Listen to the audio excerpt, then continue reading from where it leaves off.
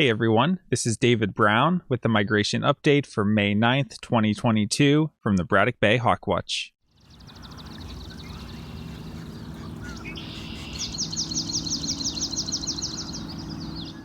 It was an absolutely beautiful, warm, sunny morning, and I got to the park around 8 a.m. and went for a little bit of a walk. Had a couple new warblers and just a really enjoyable morning overall. So just a great time of year to get out birding. The winds were out of the northeast, so I moved to Frisbee Hill for the count. And when we're up top on the hill at Frisbee Hill, this is the direction we're looking, and this tree in front of us is the magic tree because birds randomly appear and disappear behind it. The local ospreys were building their nest on top of the cell phone tower and bringing in lots of sticks and other garbage. There was a decent morning liftoff of broad-winged hawks, had over 300 total for the day. And you can see these are mostly adults, just with the one juvenile mixed in. So we're starting to see a few more juveniles, but still mostly adults. Here we have a nice look at a juvenile broad-winged hawk. So they look quite different from the adults because they don't have that bold tail pattern. They don't have the dark trailing edge that gives the wing that bold outline.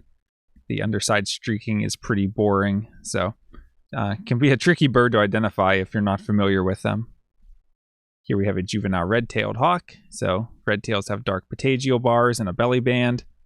And it's a juvenile, so no dark trailing edge to the wing and no red tail. Here we have a Baltimore oriole, and there were a couple of these around today. Here's a blue-gray gnatcatcher, which are a favorite bird of, I think, everyone. They're kind of cute and make funny noises. Just real small. They got these white outer tail feathers. Pretty distinctive shape. Here we have an uncropped photo of a great blue heron that was flying overhead. And the one thing I always enjoy about things like herons and egrets is when they're straight above you, you can still see most of their eyeballs. It's like they can see straight down, straight up, out to the side. So I guess they have to be careful so they don't get eaten. Here we have a sharp-shinned hawk. And here we have its larger cousin, the Cooper's hawk. So this is an adult. We can tell that because of the orange barring. And we know it's a Cooper's hawk just because bigger head, longer, straighter wings, and the outer tail feathers are a little bit shorter than the central tail feathers. And those outer feathers tuck underneath, so we can kind of see the stair-step pattern. And a bold white tip to the tail helps to identify them as well.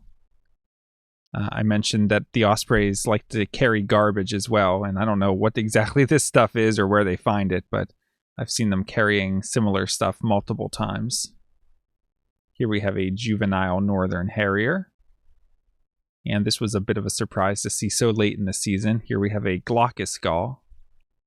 Here's an adult broad-winged hawk. So we can see the pointy wings because the wingtip is only made up of 4 feathers. 1, 2, 3, 4.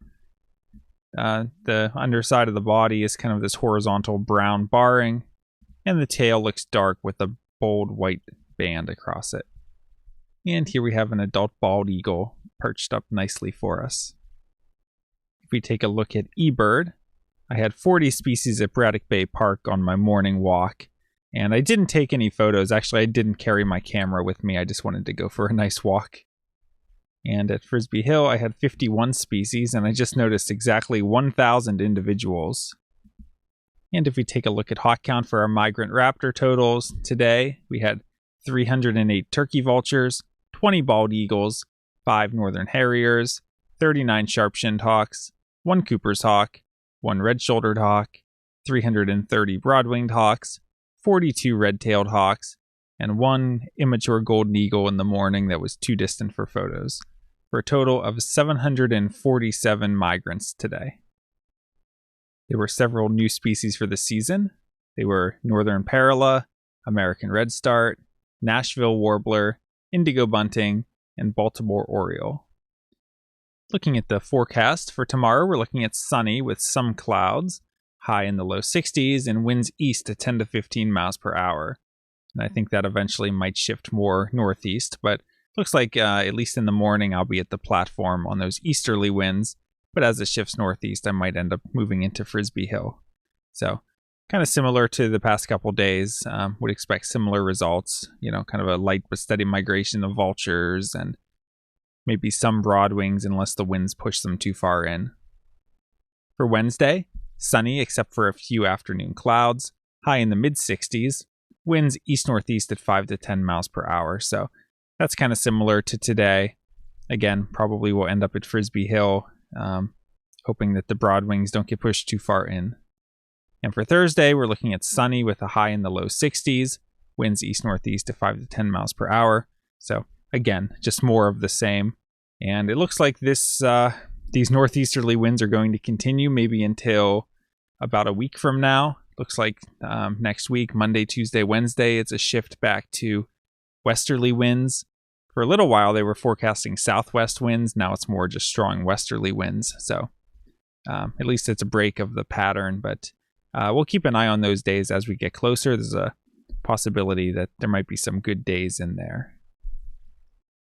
All right, that's it for today.